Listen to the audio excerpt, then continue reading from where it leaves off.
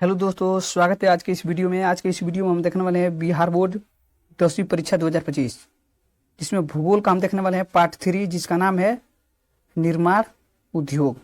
इसमें हम 35 ऑब्जेक्टिव प्रश्न देखने वाले हैं, जो कि 2025 के व्यू से बहुत ही इंपॉर्टेंट है। अगर आप नए होंगे तो हमारे यूट्यूब चैनल को सब्सक्राइब करेंगे। तो चलिए प्रश्न नंबर 1 की ओर बढ़ते हैं। प्रश्न नंबर 1 की ओर। प्रश्न नंबर 1 है कि देश में कितने विशेष आर्थिक क्षेत्र विकसित हैं। देश में कितने विशेष आर्थिक क्षेत्र विकसित हैं, तो इसका राइट आंसर होगा बी 7। चलिए प्रश्न नंबर 2 देखते हैं। प्रश्न नंबर 2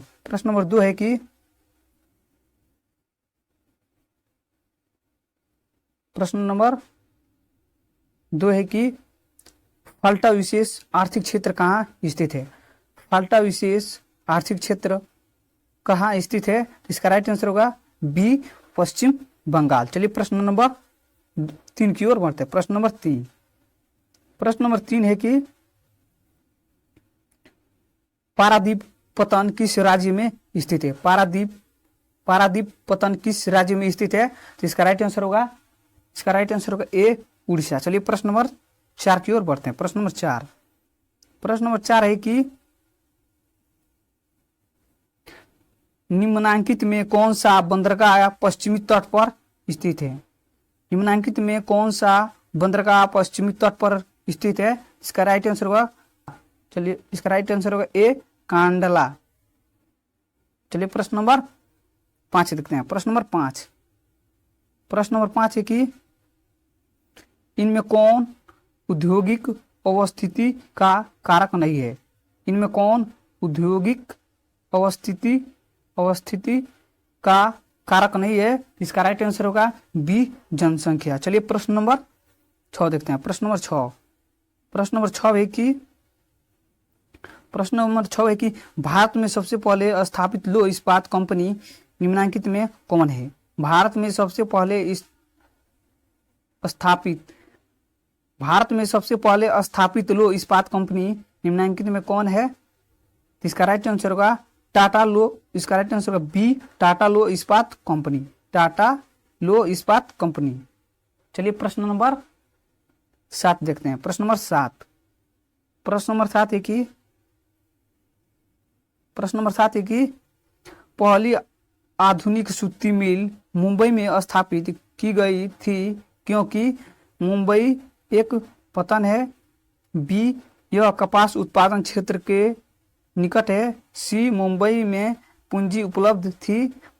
डी उपर्युक्त सभी। तो इसका राइट आंसर होगा डी सभी। चलिए प्रश्न नंबर 8 देखते हैं। प्रश्न नंबर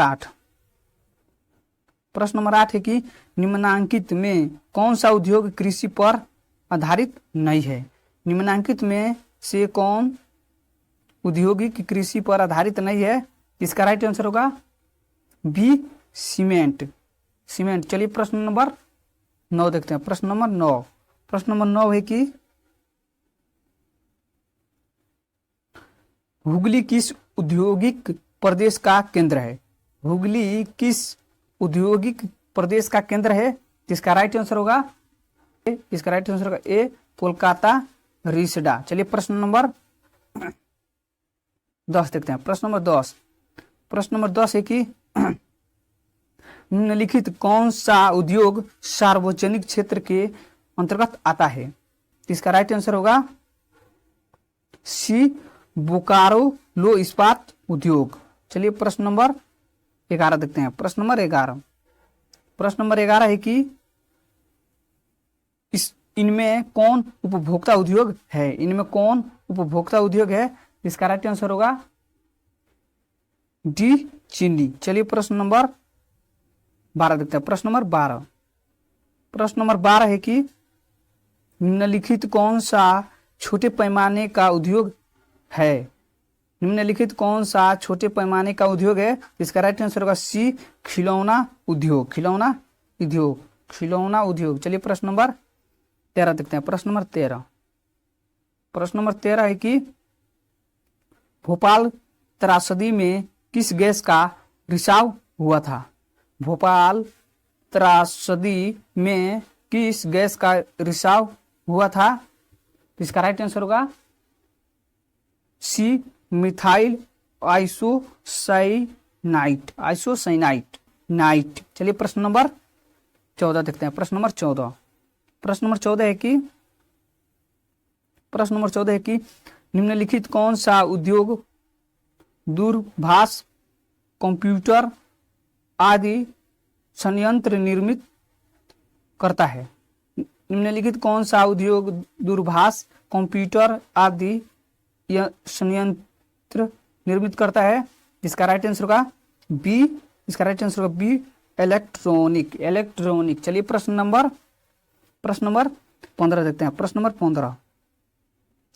15 की इनमें कहाँ स्वतंत्रता प्राप्ति के बाद लोहा इस्पात का कारखाना खुला? इनमें कहाँ स्वतंत्रता प्राप्ति के बाद लोहा इस्पात का कारखाना खुला? जिसका राइट आंसर होगा राउर। इसका राइट आंसर होगा बी, राउरकेला। चलिए प्रश्न नंबर 16 देखते हैं। प्रश्न नंबर 16 है कि निम्न में से कौन सा उद्योग चूना पत्थर को कच्चे माल के रूप में प्रयोग करता है? निम्न में से कौन सा उद्योग चूना पत्थर को कच्चे माल के रूप में प्रयोग करता है? इसका राइट आंसर होगा सी, सीमेंट। चलिए प्रश्न नंबर 17 देखते हैं। प्रश्न नंबर 17 है कि नेपानगर प्रसिद्ध है। इसका राइट आंसर होगा सी, अखबारी कागज के लिए। चलिए प्रश्न नंबर 18 देखते हैं। प्रश्न नंबर 18 है कि का कहाँ है? मोर मुगाओ बंदरगाह कहाँ है? इसका राइट आंसर होगा बी, गोवा। चलिए प्रश्न नंबर 19 देखते हैं। प्रश्न नंबर 19 है कि कांडला विशेष आर्थिक क्षेत्र कहाँ है? इसका राइट आंसर होगा डी, गुजरात। चलिए प्रश्न नंबर 20 देखते हैं। प्रश्न नंबर 20 है कि किस उद्योग को संरक्षण का शिशु कहा जाता है?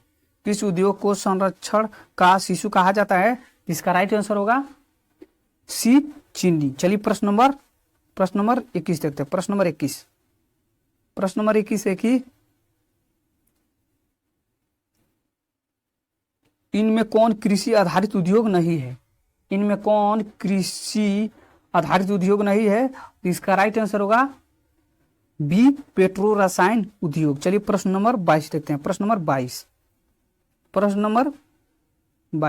22 है कि इनमें कौन खनिज आधारित उद्योग नहीं है?